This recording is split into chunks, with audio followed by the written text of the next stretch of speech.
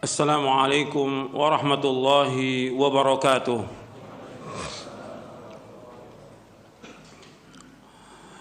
Innal hamdalillah nahmaduhu wa nasta'inuhu wa nastaghfiruh wa na'udzu billahi min shururi anfusina wa min sayyiati a'malina. Man yahdihillahu fala mudilla lahu wa man yudlil fala hadiya lahu. Ashhadu an la ilaha illallah wahdahu la syarika lahu وأشهد أن محمدًا عبده ورسوله يا أيها الذين آمنوا اتقوا الله حق تقاته ولا تموتن إلا وأنتم مسلمون يا أيها الناس اتقوا ربكم الذي خلقكم من نفس واحدة وخلق منها زوجها وبث منهما رجالًا كثيرا ونساء واتقوا الله الذي تساءلون به والأرحام إن الله كان عليكم رقيبًا يا أيها الذين آمنوا اتقوا الله وقولوا قولا سديدا يصلح لكم أعمالكم ويغفر لكم ذنوبكم ومن يطع الله ورسوله فقد فاز فوزا عظيما أما بعد فإن أصدق الحديث كتاب الله وخير الهدي هدي محمد صلى الله عليه وعلى آله وسلم وشر الأمور محدثاتها وكل محدثة بدعة وكل بدعة ضلالة وكل ضلالة في النار. أيها الإخوة أعزكم الله, kepada kaum muslimin dan muslimat yang hadir yang mudah-mudahan dirahmati oleh Allah Ta'ala, dan kepada kaum muslimin dan muslimat pendengar dan pemirsa TV Roja yang mudah-mudahan dirahmati oleh Allah Ta'ala. Alhamdulillah, kita bersyukur kepada Allah atas segala nikmat yang Allah karuniakan kepada kita. Pada hari ini kita akan melanjutkan pembahasan berkaitan dengan kematian. Kematian merupakan satu kepastian, dan ayatnya dalam Al-Quran Allah sebut berapa kali, kullu nafsin dha'iqatul maut, setiap jiwa itu pasti akan mati.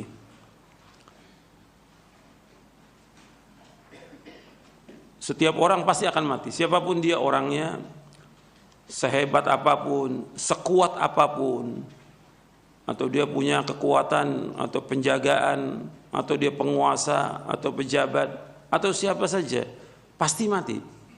Pasti. Kalau memang sudah datang ajalnya, tidak bisa dimundurkan. Dan umumnya manusia takut dengan kematian dan lari dari kematian. Tapi tetap mati itu pasti akan menjemput dia. Qul innal mauta alladzi tafirruna minhu fa innahu mulaqikum. Dalam surah Al-Jum'ah, katakanlah sungguhnya kematian yang kalian lari dari kematian itu, kalian pasti akan menjumpainya, pasti. Dan dimanapun orang itu berada, sekuat apapun penjagaannya, sehebat apapun benteng yang dia buat, tetap pasti mati. Aina ma takunu yudrikumul mautu walau kuntum fi burujim musyayyada, dalam surah An-Nisa. Di mana saja kalian berada, pasti mati itu akan menjemput kalian, meskipun kalian berada di benteng-benteng yang kokoh. Seorang mukmin wajib meyakini ini. Seorang mukminah wajib meyakini bahwa kita semua pasti akan mati, cepat atau lambat. Kalau jatah rezeki kita sudah habis, ya pasti mati.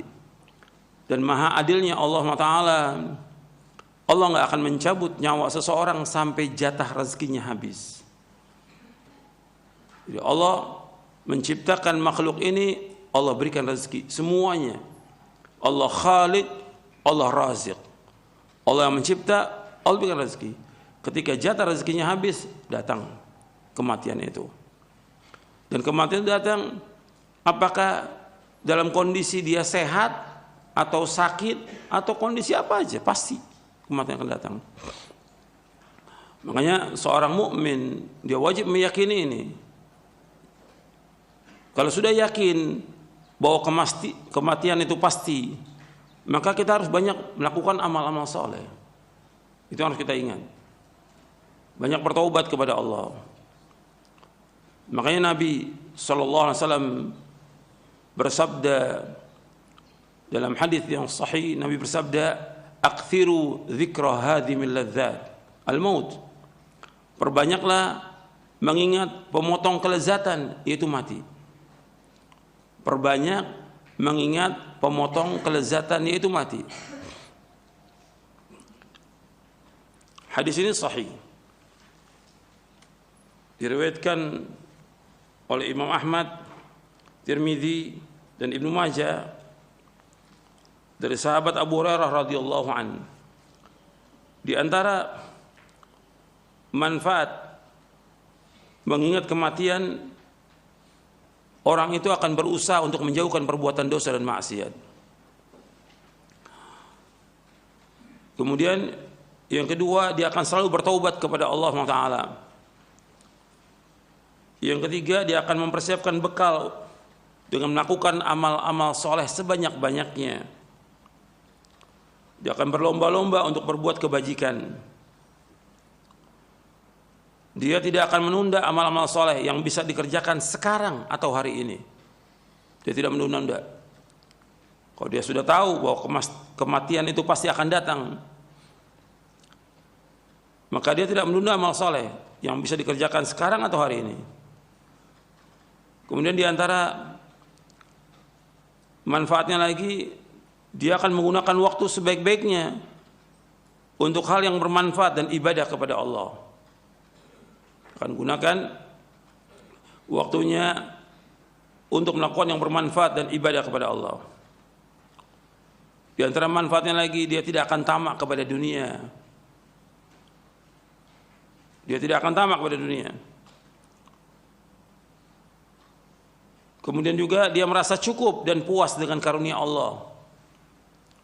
Dia merasa cukup dan puas dengan karunia Allah.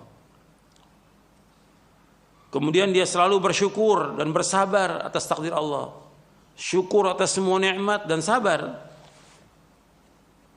atas takdir Allah yang pahit.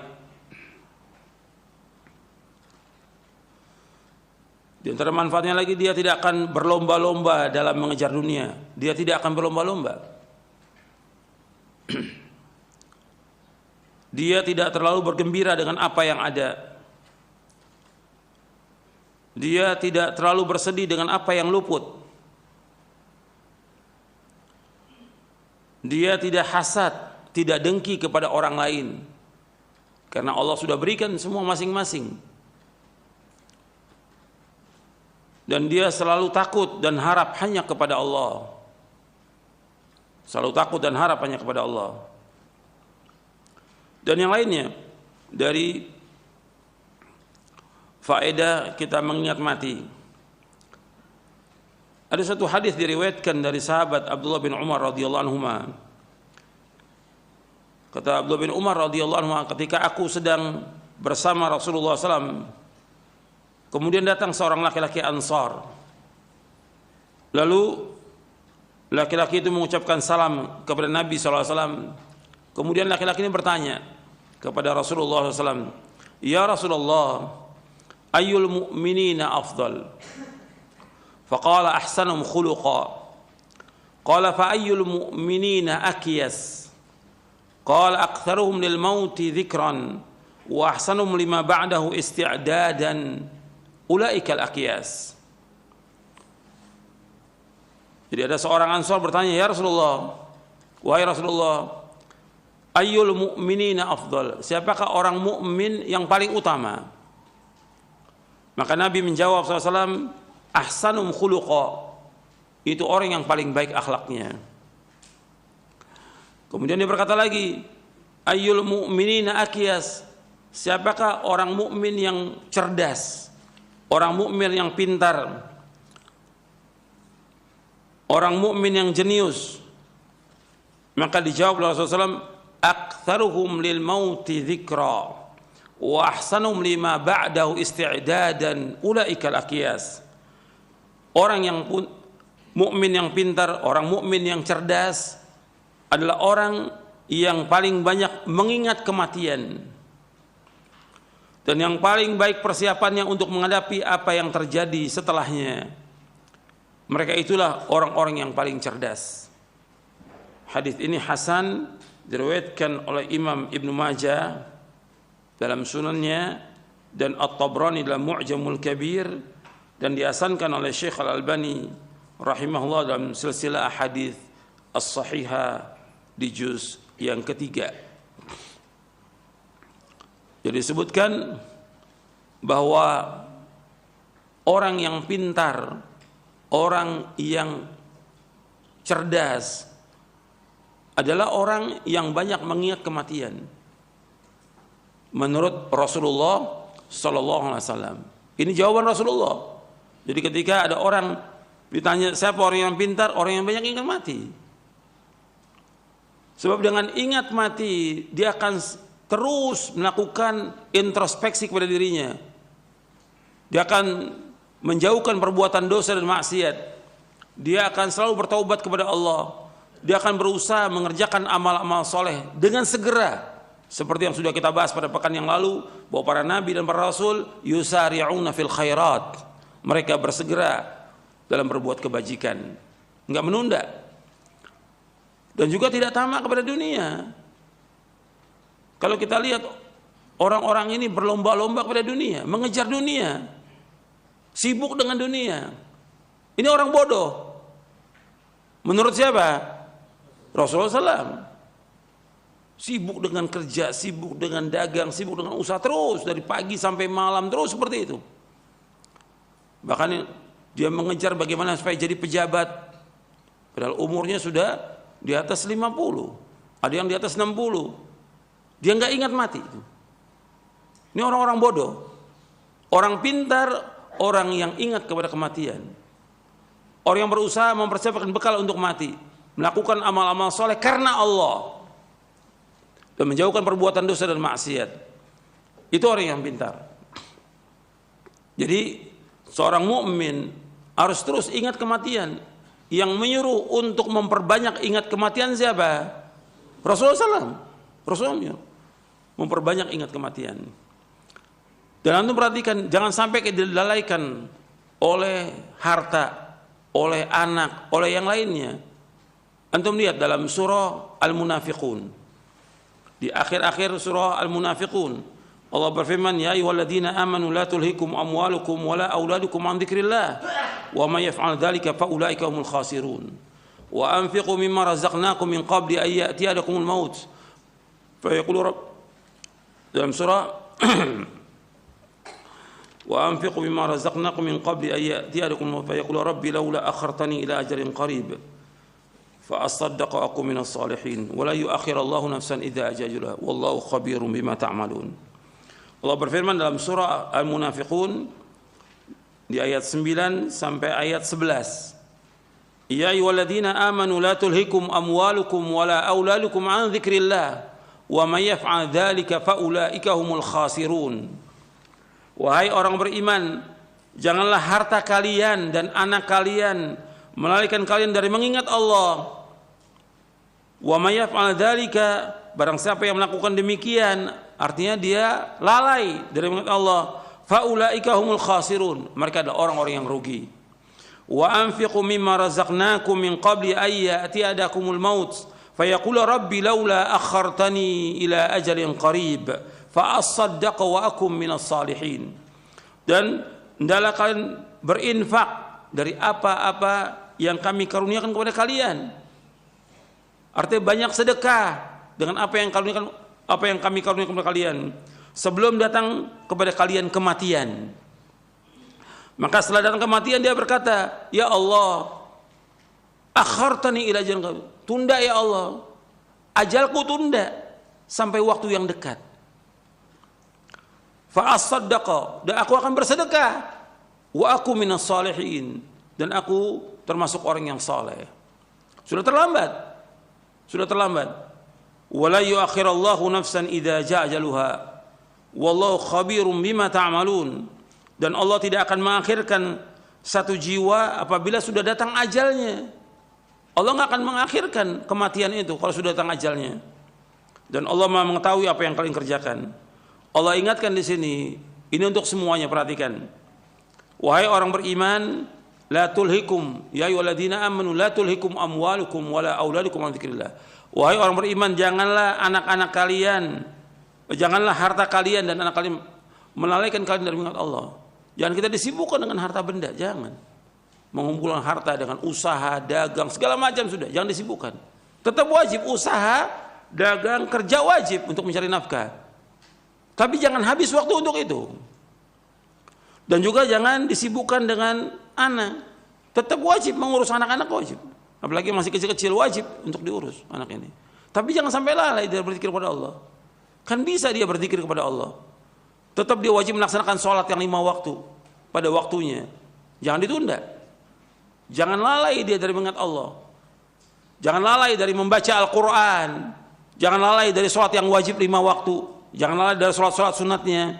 Jangan lalai dia dari membaca Al-Quran, membaca ke buku yang bermanfaat. Jangan lalai juga dari melakukan sholat malam.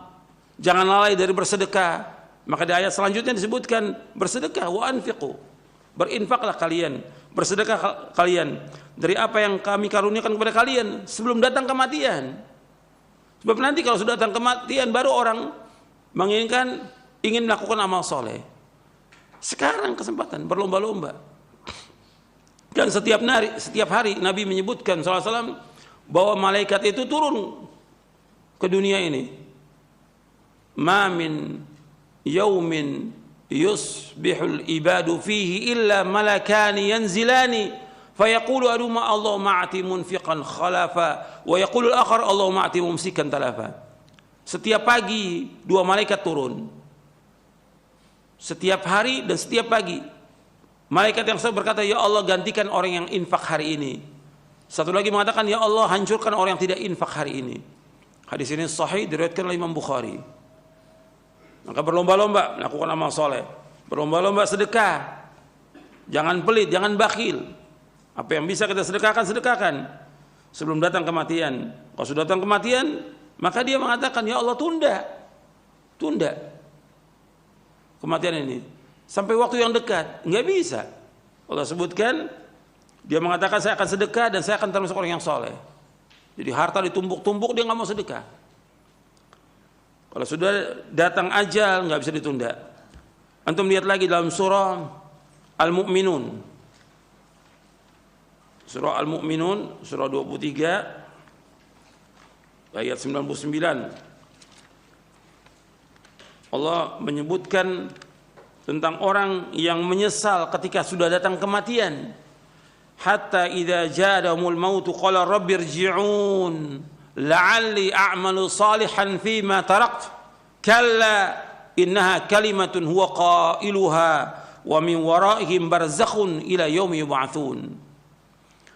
Dalam surah Al-Mu'minun di ayat 99 dan 100. Hatta idza ja'ahumul maut, sehingga apabila datang kematian kepada mereka, mereka berkata, qala rabbirji'un, ya Allah kembalikan aku ke dunia. Ini sudah datang kematian. Dia mengatakan, ya Allah kembalikan aku ke dunia. Menyesal dia. La'alli a'malu salihah, barangkali aku bisa melakukan amal soleh. Penyesalan nggak ada gunanya. Aku akan melakukan amal-amal soleh. Fima tarak, dari apa yang aku tinggalkan. Kalla, kata Allah, tidak sekali-kali. Tidak akan bisa. Innaha kalimatun huwa qailuha, itu kalimat yang dia ucapkan saja. Wa min waraihim barzakhun ila yaumi yub'atsun, dan di belakang mereka ada barzakh sampai hari dibangkitkan. Ini ingat, ini pelajaran ini. Sudah bukan satu lagi, bukan ribuan, sudah jutaan manusia menyesal. Jutaan manusia menyesal. Ketika sudah datang kematian, menyesal dia. Karena dia selama ini tidak melakukan amal-amal soleh, lambat dalam melakukan amal soleh. Nanti saya akan sebutkan tentang bagaimana proses sakaratul maut antara orang mukmin dengan orang yang jahat. Nanti saya akan bacakan hadisnya. Jadi di sini disebutkan kalau sudah datang kematian, mereka minta dikembalikan, nggak bisa lagi. Dia ingin melakukan amal-amal soleh dari apa yang dia tinggalkan. Ini kalimat yang dia ucapkan, di belakang mereka ada barzakh sampai hari dibangkitkan. Dipanggil sholat 5 waktu azan, malah sholat di rumah, nggak ke masjid. Nggak ke masjid. Terus seperti itu. Dikasih oleh Allah sakit supaya dia sadar kembali, tetap aja nggak ke masjid juga. Sampai kematian.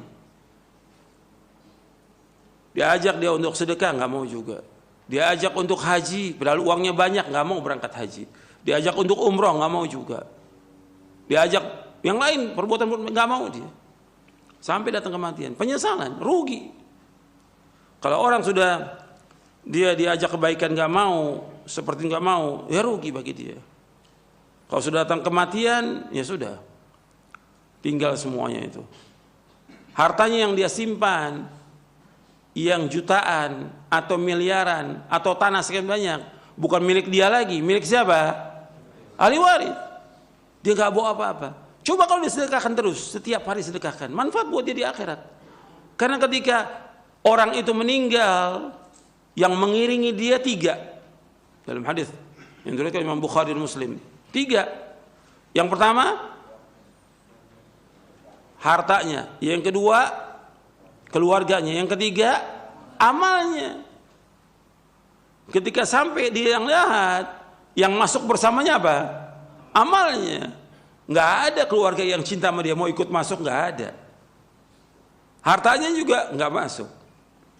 Balik itu 2. Kata Nabi SAW, balik. Harta dan keluarganya balik. Yang masuk bersama dia amal solehnya. Kalau dia melakukan amal soleh.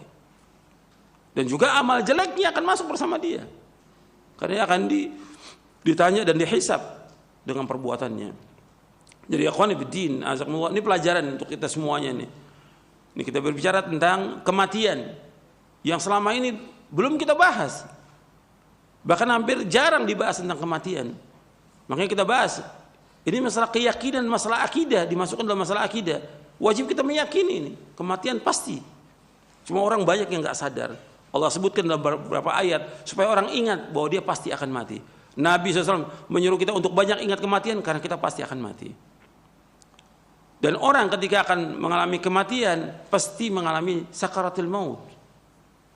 Mabuknya kematian, kesulitan kematian pasti itu. Sampai Nabi mengatakan sallallahu alaihi wasallam, la ilaha illallah innal mauti sakarat. La ilaha illallah innal mauti sakarat, kata Nabi. La ilallah innal mauti sakarat. Kata Nabi, la ilallah, sesungguhnya bagi kematian itu ada sakarat, ada mabuknya kematian. Dan Allah sebutkan dalam surah Qaf, surah yang ke-50 ayat 19, wa ja'at sakratul mauti bil haqq dzalika ma kunta minhu tahid. Dan telah datang sakratul mauti bil haqq. Artinya mabuknya kematian itu datang dengan benar. Yang demikian yang kalian itu selalu menghindar, manusia menghindar dari kematian, pengennya ditunda kematian itu. Kalau sudah datang nggak bisa ditunda, sedetik pun nggak bisa ditunda kematian itu. Yang Nabi menyebutkan bahwa mati itu ada sakaratnya, itu hadisnya sahih dari Imam Bukhari dalam kitab Riqaq bab sakaratul maut. Saya akan jelaskan tentang sakaratul maut, perjalanan kematian. Ketika orang itu mau mati bagaimana? Disebutkan oleh Nabi, ini menunjukkan bahwa agama Islam ini lengkap, sempurna. Nabi sebutkan dengan lengkap. Hadis ini panjang, diriwayatkan oleh Imam Ahmad, Abu Daud, Al-Hakim, At-Tayalisi, Abu Daud At-Tayalisi, begitu juga An-Nasai, Ibnu Majah, dan yang lainnya. Saya akan bacakan dari kitab Ahkamul Janaiz, karena di dalam kitab ini Syekh Al-Albani rahimahullah mengumpulkan tambahan-tambahannya yang diriwayatkan dari riwayat yang lain. Disebutkan dari sahabat Bara bin Azib Tolong dengarkan semuanya, hadisnya panjang. Dari Bara bin Azib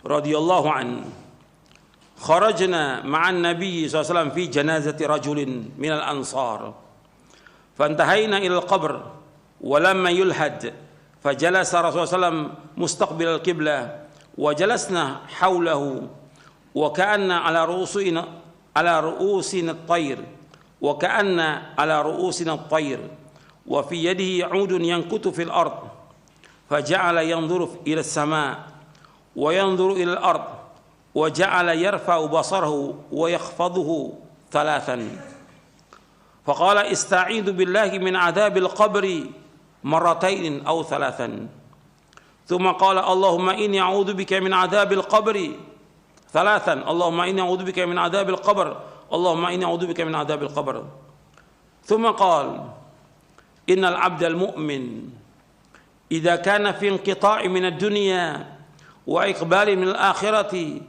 نزل إليه ملائكة من السماء بيض الوجوه كأن وجوههم الشمس،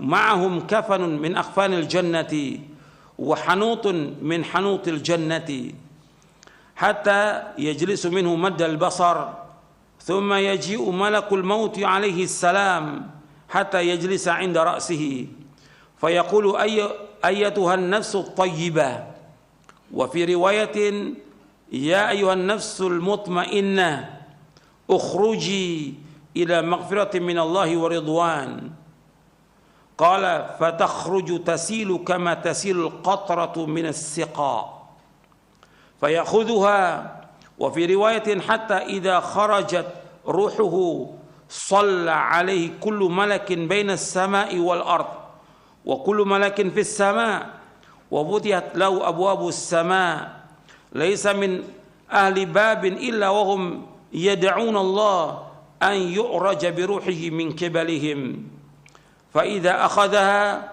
لم يدعوها في يده طرفة عين حتى يأخذوها فيجعلوها في ذلك الكفن وفي ذلك الحنوط، فذلك قوله تعالى توافته رسلنا وهم لا يفرطون، ويخرج منها كأطيب نفحة مسك وجدت على وجه الأرض، قال فيسعدون بها فلا يمرون يعني بها على ملأ من الملائكة إلا قالوا ما هذا الروح الطيب، فيقولون فلان ابن فلان بأحسن أسمائه التي كانوا يسمونه بها في الدنيا حتى ينتهوا بها إلى السماء الدنيا، فيستفتحون له فيفتح لهم فيشيعه من كل سماء مقربوها إلى السماء التي تليها حتى ينتهي به إلى السماء السابعة،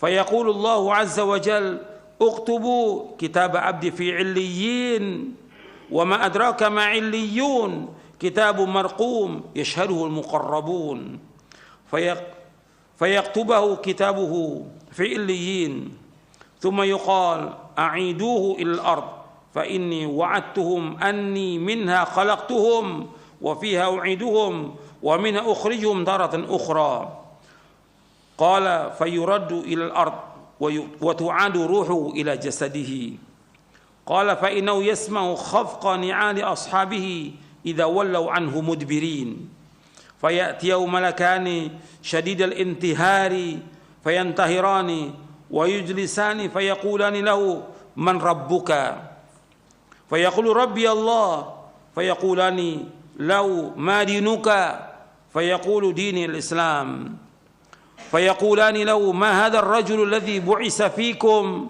فيقول هو رسول الله صلى الله عليه وسلم، فيقولان له وما عملك، فيقول قرأت كتاب الله فآمنت به وصدقت، فينتهره فيقول من ربك ما دينك من نبيك، وهي آخر فتنة تعرض على المؤمن، فذلك حين يقول الله عز وجل يثبت الله الذين آمنوا بالقول الثابت في الحياة الدنيا، فيقول ربي الله ودين الإسلام والنبي محمد صلى الله عليه وسلم فينادي مناد في السماء أن صدق عبدي فافرشوه من الجنة والبسوه من الجنة وافتحوا له بابا إلى الجنة قال فيأتيه من روحها وطيبها ويفسح له في قبره مد بصره قال ويأتي وفي رواية يمثل له رجل حسن الوجه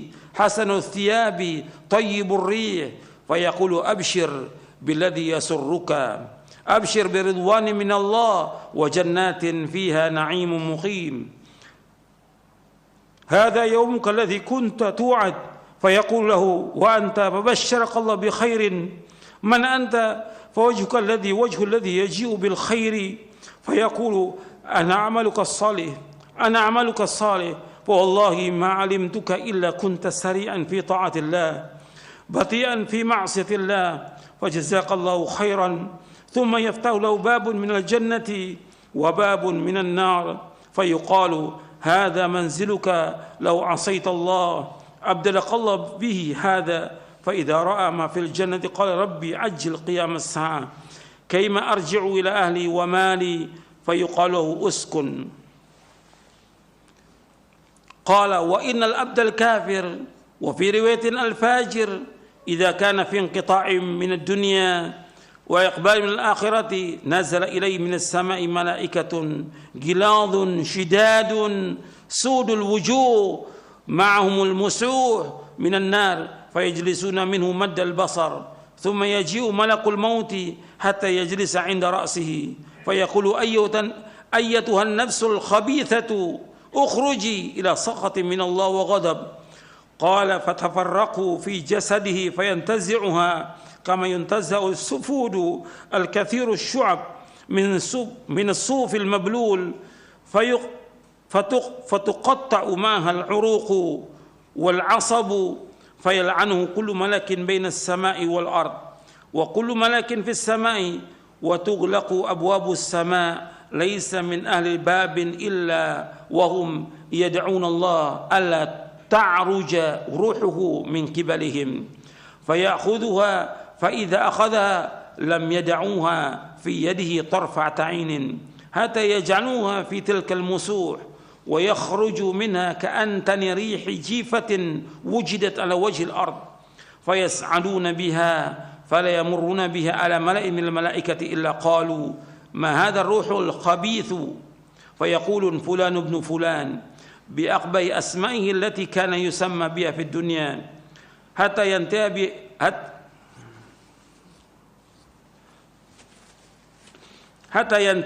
ينتهي به إلى السماء الدنيا فيستفتح له ثم قرأ الرسول صلى الله عليه وسلم لا تفتح لهم أبواب السماء ولا يدخلون الجنة حتى يلج الجمل في سم الخياط فيقول الله عز وجل اكتبوا كتابه في سجين في الأرض السفلى ثم يقال أعيدوا أبدي إلى الأرض فإني وعدتهم أني منها خلقتهم وفيها أعيدهم ومنها أخرجهم تارة أخرى فتطرح روحه من السماء طرحا حتى تقع في جسده ثم قرأ ومن يشرك بالله فكأنما خر من السماء فتخطف الطير أو تهوي به الريح في مكان سحيق فتعاد روحه في جسده قال فإنه لا يسمع خفق نعال أصحابه إذا ولوا عنه ويأتيه ملكان شديد الانتهار فينتهران ويجلسانه فيقولان له من ربك فيقول ها لا أدري فيقولان له ما دينك فيقول ها لا أدري فيقولان فما تقول في هذا الرجل الذي بعث فيكم فلا يهتدي لاسمه فيقال محمد فيقول ها لا أدري سمعت الناس يقولون ذلك قال فيقال لا دريت ولا تلوت فينادي مناد من السماء أن كذب فأفرشوا له من النار وافتحوا له بابا إلى النار فيأتيه من حرها وسمومها ويضيق عليه قبره حتى تختلف فيه أضلاعه ويأتي وفي رواية ويمثل له رجل قبيح الوجه قبيح الثياب منتن الريح فيقول أبشر بالذي يسوءك هذا يومك الذي كنت توعد فيقول وأنت فبشرك الله بالشر من أنت وجهك وجه الذي يجيء بالشر فيقول أنا عملك الخبيث ووالله ما علمت إلا كنت بطيئا عن طاعة الله سريعا إلى معصية الله فجزاك الله شرا ثم يقيد له أعمى أصم أبكم في يدي مرزبة لو ضرب بها جبل كان ترابا فيضربه ضربة حتى يصير بها ترابا ثم يعيده الله كما كان فيضربه ضربا أخرى فيصيح صيحة يسمع كل شيء إلا الثقلين ثم يفتح له باب من النار ويمهد من فرش النار فيقول ربي لا تقم الساعة أخرجه أبو داود والحاكم والطيالسي وأحمد والأجري في الشريعة ورواه النسائي وابن ماجه. Saya bacakan di sini panjang, artinya kata sahabat Bara bin Azib radhiyallahu anhu, beliau berkata, kami pernah pergi bersama Nabi sallallahu alaihi wasallam, arti kami mengantarkan jenazah. Kami bersama Nabi sallallahu alaihi wasallam mengantarkan jenazah salah seorang dari kaum Ansar. Kami pun sampai di kuburan. Tatkala jenazahnya telah dimasukkan ke liang lahat, artinya sedang dimasukkan di liang lahat, Rasulullah SAW duduk dengan menghadap kiblat dan kami ikut duduk di sekeliling beliau, seakan-akan di atas kepala kami terdapat burung. Arti kami menundukkan, nggak berani kami mendongakkan kepala, kami tunduk. Di tangan beliau terdapat tongkat yang beliau hentakkan ke tanah. Kemudian beliau melihat ke langit dan ke bumi. Beliau juga mengangkat dan mengangkat pandangannya sebanyak 3 kali. Selanjutnya beliau bersabda, berlindunglah kepada Allah dari azab kubur. Kata Nabi, ista'idzu billahi min adzabil qabr 3 kali. Kemudian Nabi mengucapkan, Allahumma inni a'udzubika min adzabil qabr. Allahumma inni a'udzubika min adzabil qabr. Allahumma inni a'udzubika min adzabil qabr. Ya Allah, sungguhnya aku berlindung padamu dari azab kubur. Nabi ucapkan 3 kali. Kemudian beliau sallallahu alaihi wasallam bersabda, innal abdal mu'min, sesungguhnya seorang hamba yang beriman, jika ia akan terputus dari kehidupan dunia menuju alam akhirat, artinya sudah sedikit lagi dia meninggal dunia, sudah detik-detiknya meninggal dunia, maka turun kepadanya para malaikat dari langit yang berwajah putih seolah-olah wajah mereka matahari, dengan membawa salah satu dari kafan dan wewangian sorga, hingga mereka duduk dengan jarak sejauh mata memandang. Selanjutnya malakul maut alaihissalam mendatanginya hingga duduk di dekat kepalanya. Seraya berkata, malaikat maut mengatakan, ayyuhan nafsu thayyibah. Dalam riwayat yang lain, ayyuhan nafsul mutmainnah, wahai jiwa yang baik. Dalam riwayat yang lain disebutkan, wahai jiwa yang tenang, ukhruji ila maghfirati minallah wa ridwanin, keluarlah menuju ampunan dari Allah dan keridhaannya. Artinya orang mukmin keluar ruhnya itu dengan dipanggil dengan panggilan yang baik, wahai jiwa yang baik, wahai jiwa yang tenang, keluarlah menuju ampunan dari Allah dan keridhaannya. Beliau SAW berkata, maka keluarlah jiwa itu menetes seperti sisa tetesan air yang keluar dari mulut bijana. Berarti kalau orang itu ini bijana, kalau airnya penuh itu keluarnya cepat. Kalau sisa air sedikit, ini keluarnya agak lambat. Apakah ini gelas atau ceret? Itu. Kalau dituangkan itu lambat dia netesnya. Begitu roh itu keluar dari tubuh itu. Karena ditarik dari mulai kaki terus semuanya tertarik itu keluar. seperti air menetes.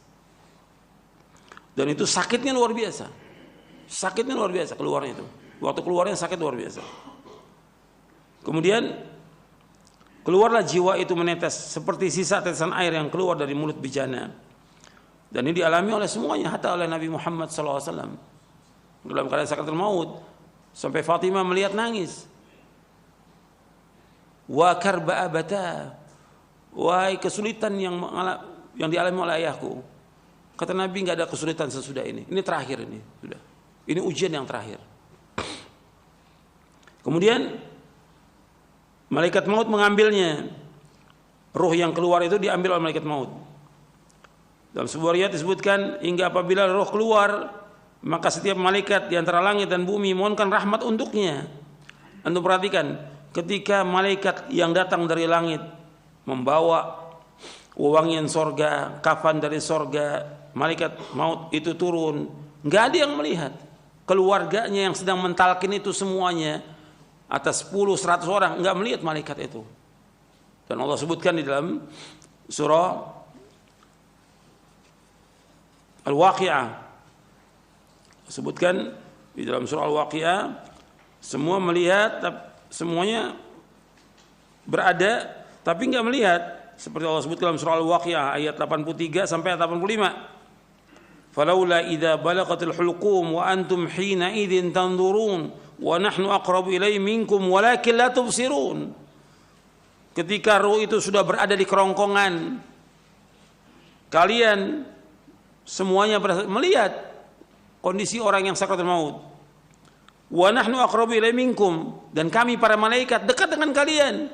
Walakin la tubsirun, tapi kalian tidak melihat. Di surah Al-Waqi'ah ayat 83 sampai ayat 85. Kemudian setelah diambil ruhnya itu keluar, setiap malaikat yang di antara langit dan bumi mohonkan rahmat untuknya, karena dia orang beriman. Orang beriman dan taat kepada Allah, mentauhidkan Allah, menjauhkan perbuatan syirik, menjauhkan perbuatan bid'ah, dan segera dalam taat. Maka roh ini keluar, didoakan oleh malaikat. Ketika roh ini keluar, setiap malaikat yang antara langit dan bumi memohonkan rahmat untuknya. Juga setiap malaikat yang ada di langit mendoakan rahmat untuk orang mukmin yang meninggal ini. Setelah itu dibukakan baginya pintu-pintu langit. Tidak ada satupun penghuni pintu itu melainkan mereka berdoa kepada Allah agar ruhnya dinaikkan oleh mereka. Ketika sudah diambil ruh itu, artinya ruh ini sudah diambil oleh malakul maut, ditarik keluar. Kemudian mereka malaikat yang ada sekitarnya yang sudah menunggu itu tidak membiarkan di tangannya walau sekejap mata, hingga mereka membungkusnya dengan kafan tersebut. Arti kafan yang dibawa dari sorga, dan wangian yang dibawa dari sorga langsung dibalurkan itu. Ruhnya ini dikafankan, dibalurkan wangian dari sorga. Kemudian Allah sebutkan dalam surah, Nabi menyebutkan ayat dalam surah Al-An'am ayat 61. Dalam surah Al-An'am ayat 61, tawaffatu rusuluna wa hum la yufarritun. Diwafatkan oleh malaikat-malaikat kami, dan malaikat kami itu tidak akan melalaikan kewajibannya. Maka darinya keluar aroma yang sangat wangi. Ya, ruhnya ini dikafankan, dibalurkan minyak wangi dari sorga, keluar aroma yang sangat wangi, lebih wangi dari minyak kasturi yang terdapat di muka bumi ini. Beliau melanjutkan, sesungguhnya ruh itu dibawa naik. Mereka tidak berjalan melewati sekumpulan malaikat, melainkan mereka berkata, ruh siapa yang wangi ini? Mereka menjawab, Fulan bin Fulan, dengan sebutan nama yang paling baik yang dengannya dulu di dunia mereka memanggilnya. Hingga akhirnya mereka sampai di langit dunia. Selanjutnya para malaikat itu minta dibukakan pintu untuknya. Jadi setiap langit, 7 langit itu mesti ada pintunya, dan setiap pintu ada penjaganya. Malaikat ini minta izin agar dibukakan pintu langit. Maka dibukakan pintu bagi mereka. Di setiap langit diiringi, setiap langit ruh ini diiringi oleh para malaikat yang terdekat kepada Allah, sampai ke langit berikutnya. hingga akhirnya sampai ke langit yang ketujuh. Kemudian Allah berfirman, tuliskan kitab catatan hambaku di Illiyin, yang Allah sebutkan di dalam surah Al-Mutaffifin ayat 18 sampai ayat 21, wa ma adraka ma illiyun kitabun marqum yashhaduhul muqarrabun. Tuliskan kitab hambaku di Illiyin. Tahukah kamu apakah Illiyin itu? Yaitu kitab yang bertulis yang disaksikan oleh malaikat-malaikat yang terdekat kepada Allah. Maka dituliskan kitabnya di Illiyin. Setelah itu dikatakan, kembalikan ruh ini ke bumi, karena sungguhnya aku telah menjanjikan bahwa darinya aku telah menciptakan mereka, dan kepadanya aku akan mengembalikan mereka, serta darinya akan aku keluarkan mereka di kesempatan yang lain. Allah sebutkan ayatnya dalam surah Thaha di ayat 55, minha khalaqnakum wa fiha nu'idukum wa minha nukhrijukum taratan ukhra. Darinya kami menciptakan kalian dari tanah, dan kami akan kembalikan kalian ke tanah, dan dari tanah kami akan keluarkan kalian. Dalam surah Thaha ayat 55. Kemudian Nabi melanjutkan, maka dikembalikanlah lagi ruh itu ke bumi, dimasukkan ke jasadnya, dan jasadnya ini sudah dimandikan, sudah dikafankan, sudah disolatkan, sudah dibawa ke kubur, maka ruh itu baru datang. Kalau sudah dibawa ke kubur, dikuburkan, maka setelah diuruk dengan tanah, ruh itu baru dimasukkan. Datang ruh itu, dikembalikan ke jasadnya, ke tubuhnya, dan tubuhnya sudah dikuburkan. Jadi berbarangan itu. Begitu masuk jasad ke liang kubur, ruh itu dimasukkan kembali kepada tubuhnya, dikembalikan ke jasadnya. Kemudian beliau SAW berkata, sesungguhnya dia mendengar suara sandal sahabat-sahabatnya jika mereka pulang meninggalkannya. Sesudah itu didatangi dia oleh dua malaikat yang kasar lagi keras. Lalu keduanya menggertaknya dan mendudukkannya seraya bertanya kepadanya, man rabbuka, siapa Rabbmu? Dia jawab, Rabbi Allah, Rabbku Allah. Ditanya lagi, wa madinuka, apa agamamu? Maka dia menjawab, dini Islam. Dijawab, dini Islam, agamaku adalah Islam. Kemudian ditanya lagi, ma hadzal rajul ladzi bu'itsa fikum? Ditanya lagi, siapa orang ini yang telah diutus ke tengah-tengah kalian? Dia menjawab, adalah Rasulullah sallallahu alaihi wasallam. Kemudian lebih lanjut keduanya bertanya, apa amalmu?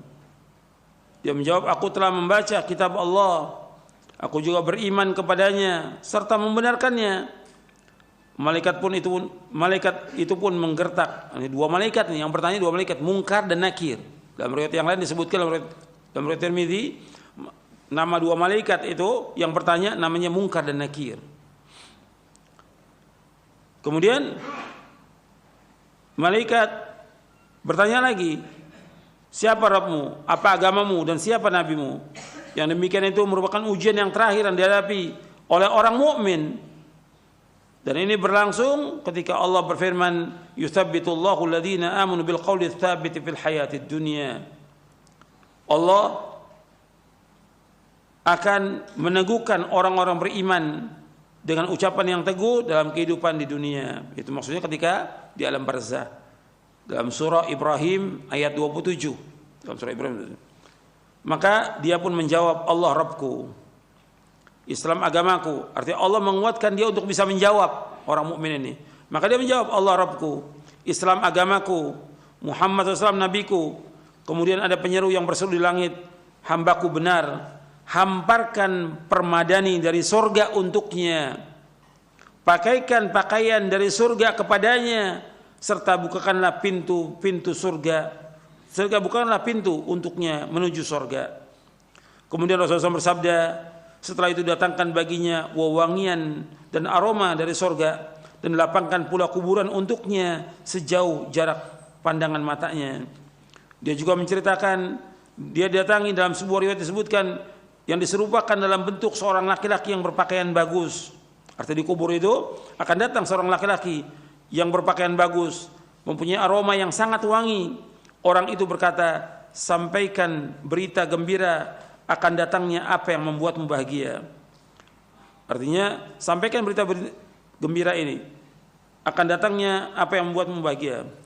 Artinya, kabar gembira bagi kamu, maksudnya kabar gembira bagi kamu yang membuat kamu bahagia. Terimalah kabar gembira berupa keridhaan Allah, dari Allah dan surga yang dalamnya terdapat kenikmatan yang abadi. Ini hari yang dulu pernah dijanjikan kepadamu.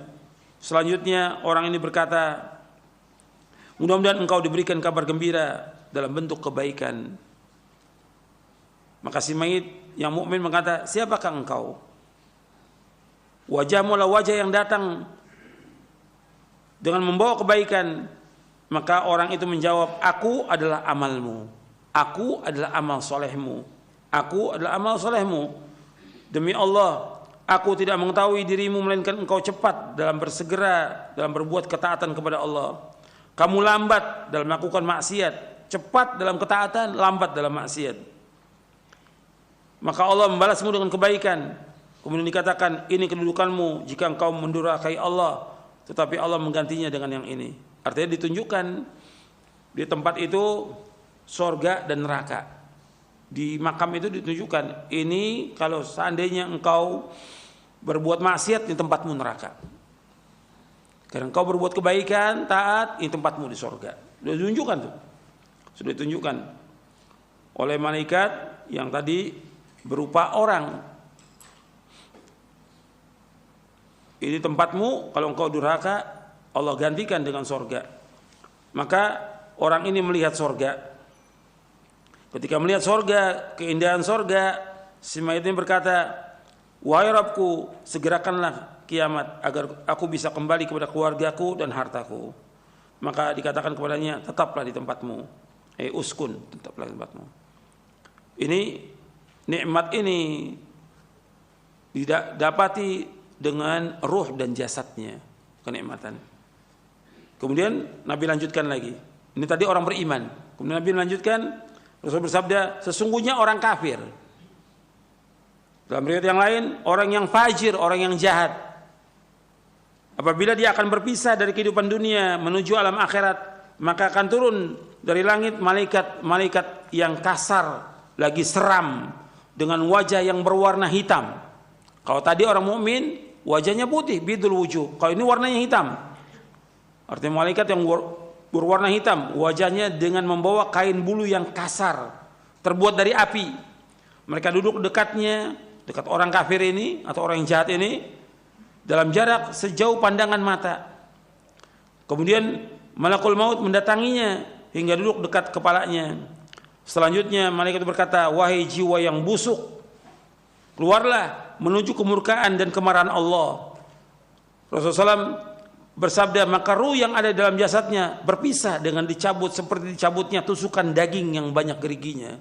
Sakitnya luar biasa. Dari bulu-bulu yang basah, bersamaan dengan itu maka terputus pula urat dan saraf-sarafnya. Setiap malaikat yang ada di langit dan di bumi melaknatnya, juga setiap malaikat yang ada di langit, dan ditutup semua pintu langit.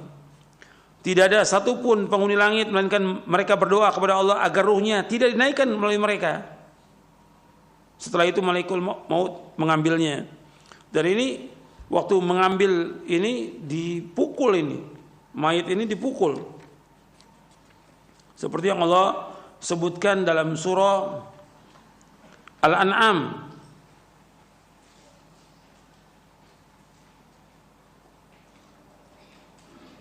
Walau tara idh zalimuna fi ghamaratil maut wal malaikatu basitu aydihim akhriju anfusakum al yawma tujzauna adzabal huni bima kuntum taquluna al haqq ghairal haqq wa kuntum an ayati tastakbirun.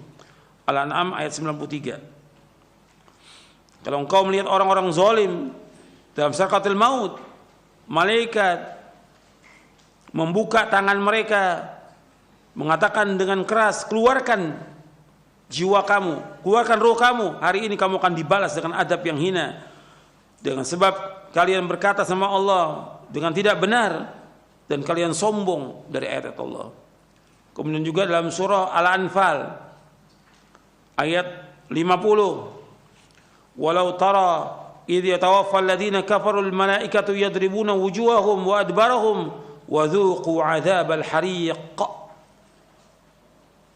Dan ingatlah seandainya engkau melihat orang-orang kafir diwafatkan oleh malaikat, dipukul oleh malaikat itu. Jadi malaikat yang ada di sekitar itu memukul wajahnya, dipukul belakangnya, rasakan adab yang membakar buat kamu.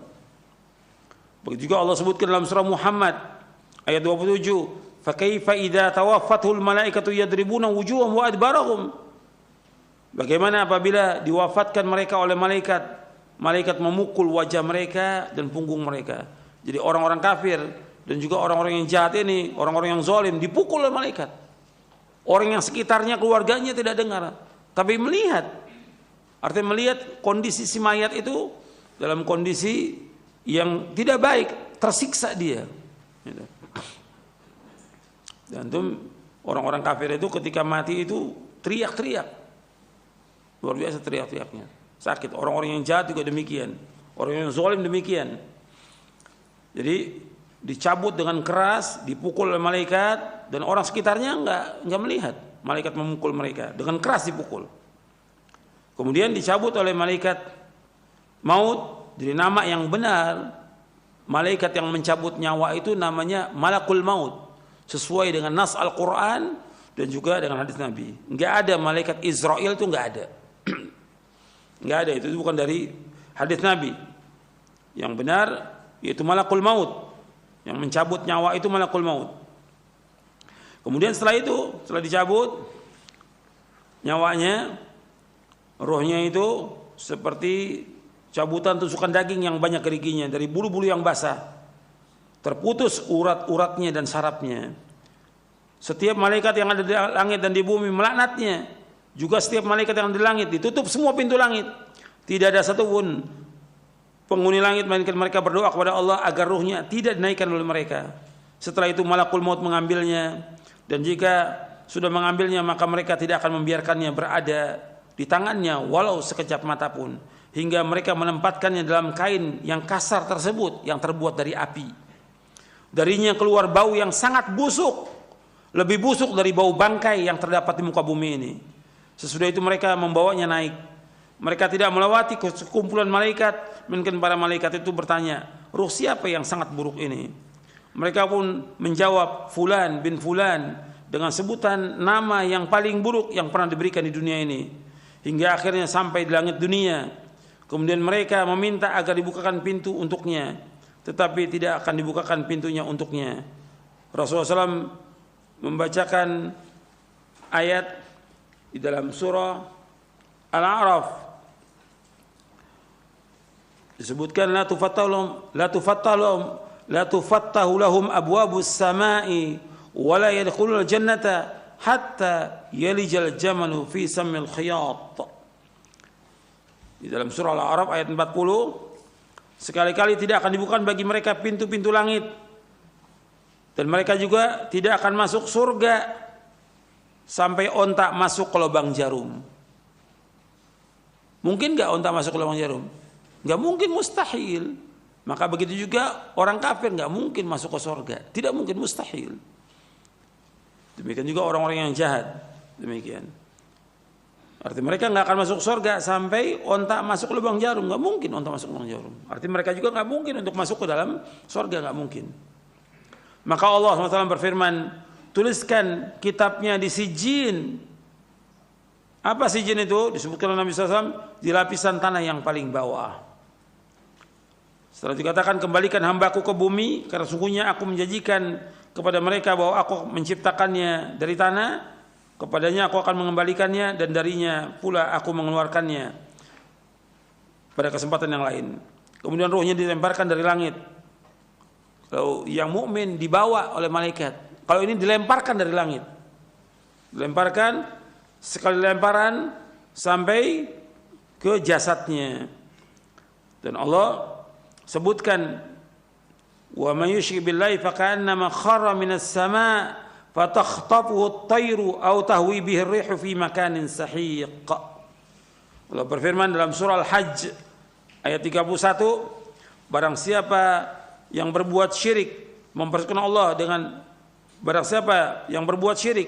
yang mempersekutukan Allah dengan sesuatu, maka ruhnya itu seolah jatuh dari langit lalu disambar oleh burung atau diterbangkan angin ke tempat yang jauh. Kemudian rohnya dikembalikan ke jasadnya. Beliau SAW bersabda, sungguhnya dia mendengar suara sandal sahabat-sahabatnya jika mereka pulang meninggalkannya. Sesudah itu didatangi oleh dua malaikat yang kasar lagi keras, yaitu malaikat Munkar dan Nakir. Keduanya pun menggertaknya, lalu menundukkannya seraya berkata, siapa Rabbmu? Dia menjawab, Kedua malaikat bertanya lagi, apa agamamu? Dia jawab, aku tidak tahu. Bagaimana menurutmu tentang siapa orang yang telah diutus kepada kalian? Tanya kedua malaikat. Kemudian dia dikatakan Muhammad. Dia menjawab, aku tidak tahu. Aku mendengar orang mengatakan demikian. Lalu dikatakan, kamu tidak tahu dan tidak mau membaca. Selanjutnya ada penyeru yang bersudah langit, dia itu bohong. Oleh karena itu, hamparkanlah untuknya alas dari neraka, hamparan dari neraka. Bukakan juga baginya pintu menuju neraka.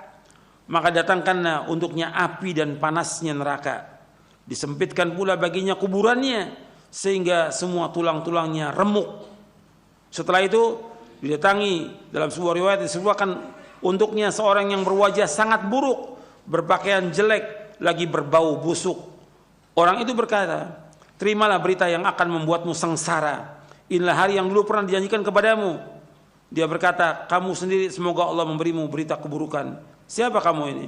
Wajahmu seperti orang yang datang dengan membawa keburukan. Dia menjawab, aku adalah amalmu yang buruk. Amal-amal jelekmu, perbuatan-perbuatan jelekmu yang kamu lakukan di dunia ini. Demi Allah, aku tidak mengetahui, melainkan engkau benar-benar sangat lambat mentaati Allah. Tapi justru kamu cepat durhaka berbuat maksiat kepada Allah. Semoga Allah membalas keburukan kepadamu. Kemudian ditetapkan baginya kebutaan, buta, tuli dan bisu. Sementara di tangannya terdapat sebatang besi. Artinya tetapkan baginya kebutaan, keturunan bisuan. Kemudian malaikat itu membawa sebatang besi yang kalau besi ini dipukulkan ke gunung, gunung itu akan hancur. Ketika orang ini nggak bisa menjawab pertanyaan malaikat, dipukul dengan besi itu, hancur dia seperti debu. Dihidupkan lagi oleh Allah. Ditanya lagi nggak bisa menjawab, dipukul lagi dan terus seperti itu, disiksa dalam kuburnya. Waliyadzubillah. Ini yang dikatakan adzabul qabr. Maka malaikat memukulnya sekali pukulan hingga dia benar-benar menjadi debu. Setelah itu Allah mengembalikannya seperti semula. Selanjutnya dipukul lagi, pukulan hingga dia berteriak yang keras yang didengar oleh segala sesuatu kecuali jin dan manusia. Yang tidak mendengar jin dan manusia. Binatang mendengar. Makanya ada di zaman Nabi ketika Nabi masuk ke kebun Bani Najjar, ontaknya itu teriak-teriak, artinya keras gitu suaranya ontak itu, mengamuk. Kata Nabi, siapa yang dikuburkan di sini? Orang-orang yang mati zaman jahiliyah, orang-orang kafir. Jadi disiksa oleh Allah Taala. Jadi binatang itu tahu siksaannya orang dikubur itu. Sesudah itu dibukakan baginya pintu neraka, dihamparkan untuknya hamparan dari neraka. Maka dia berkata, wahai Rabbku, janganlah engkau adakan kiamat. Hadis ini sahih diriwayatkan oleh Imam Abu Daud, Al-Hakim, Abu Daud Talisi, Ahmad dalam musnadnya, dan juga Al-Ajuri dalam Asyariah. Imam Ahmad meriwayatkan panjang sekali, lengkap, tapi ada yang meriwayatkan dengan ringkas seperti Abu Daud dan yang lainnya. Imam Nasai juga meriwayatkan dengan ringkas, begitu juga Ibnu Majah.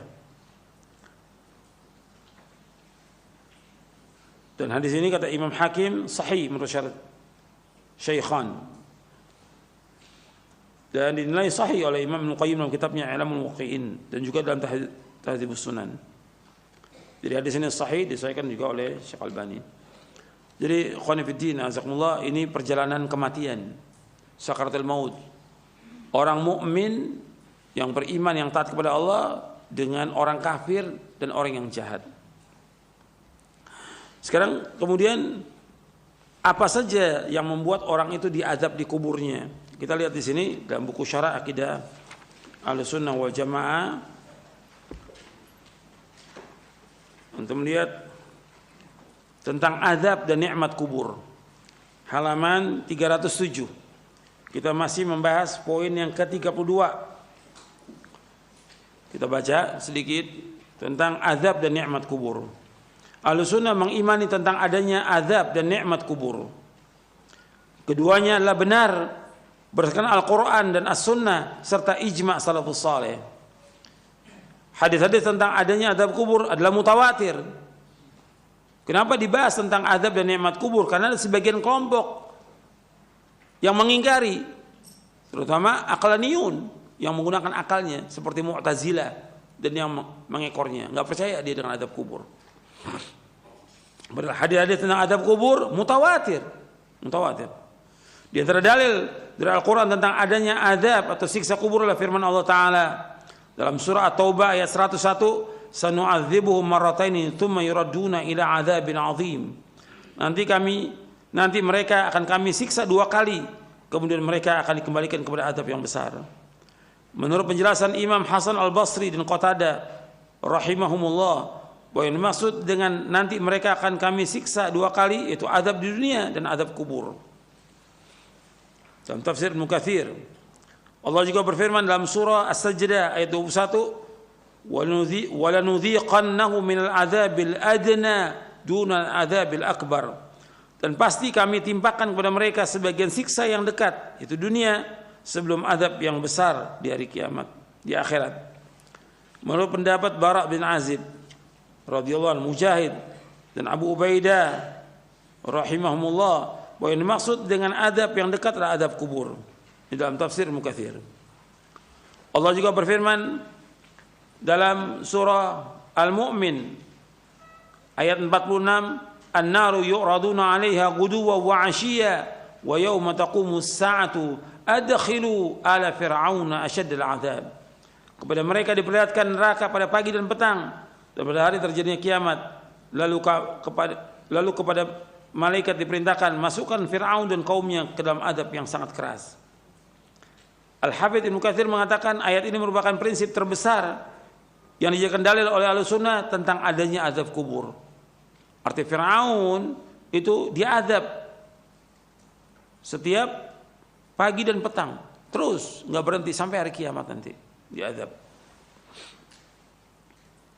Sedangkan dalil dari As-Sunnah adalah hadis Nabi SAW dari sahabat Ibnu Abbas radhiyallahu anhuma, ia berkata, "Marran Nabi SAW bihaitin min hitanil Madinati, fasami'a sawta insanaini yu'adzabani fi quburihima. Faqala Nabi SAW, yu'adzabani wa man yu'adzabani fi kabirin. Thumma qala bala, kana luma la yastatiru min bawlihi wa kana al-akharu yamshi bin namimati." Rasulullah SAW berjalan melewati salah satu kebun di kota Madinah. Lalu beliau SAW mendengar suara 2 orang yang sedang disiksa dalam kubur. Lalu beliau bersabda sallallahu alaihi wasallam, keduanya sedang disiksa dan keduanya disiksa karena perbuatan dosa besar. Salah seorang dari keduanya tidak menjaga kebersihan dirinya dari kencing, dan yang lainnya senantiasa melakukan namimah, mengadu domba. Hadis ini sahih, diriwayatkan oleh Imam Bukhari. Jadi Rasulullah SAW melewati 2 kuburan, dan ternyata yang dikubur ini disiksa di kuburnya. Nabi menyebutkan ini tentang 2 orang muslim, bukan orang kafir. Kalau yang tadi saya sebutkan orang kafir, orang yang mati jahiliyah. Kalau ini orang muslim yang dia diazab di kuburnya. Yang pertama, dia tidak membersihkan dirinya dari kencing, nggak bersih dia. Ketika cebok, istinja, nggak bersih dia. Yang kedua, dia berjalan untuk mengadu domba, ngomong kepada A lain, kepada B lain supaya ribut, namam. Dalam hadis yang lain yang diriwayatkan juga oleh Imam Bukhari, Nabi bersabda, la yadkhulul jannata namam. Tidak akan masuk surga orang yang suka mengadu domba. Ini hati-hati nih, mengadu domba. Karena orang mengadu domba antara teman dengan teman, antara saudara dengan saudara, antara tangga dengan tangga. Bahkan yang parah lagi sekarang ini antara ustadz dengan ustadz dia adu domba.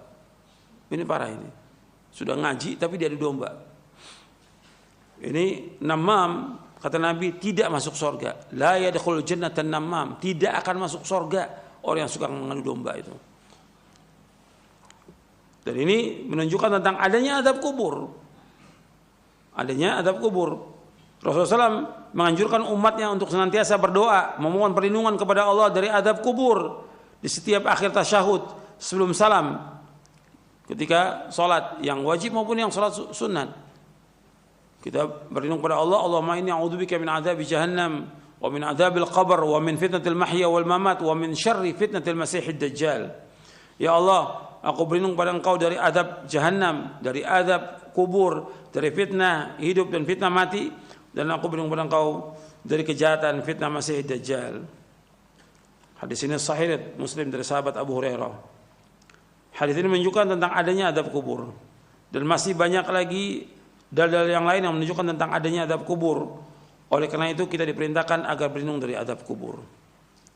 Ya, sampai sini kajian kita, mudah-mudahan bermanfaat. Dan dengan kajian seperti ini kita tambah ingat dengan kematian dan tambah berhati-hati. Dan kita menjauhkan perbuatan dosa dan maksiat, segera melakukan ketaatan, berlomba-lomba dalam kebaikan, dan bertobat kepada Allah, dan mohon kepada Allah agar diberikan sabat, ketetapan, dan juga diberikan oleh Allah husnul khatimah, akhir kehidupan yang baik. Itu yang kita minta kepada Allah Ta'ala, agar kita tetapkan di atas Islam dan Sunnah sampai akhir hayat kita, dan juga kita diwafatkan dalam keadaan husnul khatimah. Karena ada juga orang-orang yang dia melakukan amal-amal soleh, yang kemudian setelah itu dia berbuat kejelekan, berbuat maksiat atau berbuat kekufuran, yang dengannya dia mati dalam keadaan su'ul khatimah dan dimasukkan dia ke neraka dengan sebab itu. Waliyatubillah. Hati-hati, ada orang yang dia beramal soleh terus lama dia beramal soleh, tapi menjelang akhir hayatnya dia berbuat dosa dan maksiat sampai dia meninggal, yang dengan itu dia masuk neraka. Tapi ada juga orang-orang yang dia berbuat kejahatan di akhir hayatnya diberikan hidayah oleh Allah, dia taubat. Atau ada juga orang-orang kafir yang kemudian di akhir hayatnya dia masuk Islam dan baik Islamnya sampai dia wafat dalam keadaan husnul khatimah. Ada seperti itu.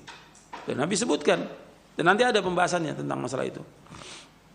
Ketika kita berbicara tentang ancaman dan juga tentang janji Allah, wa'id dan wa'ad ada di buku ini, di syarah akidah ini. Makanya kita seorang mukmin wajib berhati-hati. Dia tidak boleh merasa aman dengan azab Allah. Enggak boleh merasa aman dengan dosa-dosa yang sekian baik yang dilakukan. Enggak boleh merasa aman. Karena azab Allah datang dengan tiba-tiba. Kematian datang dengan tiba-tiba.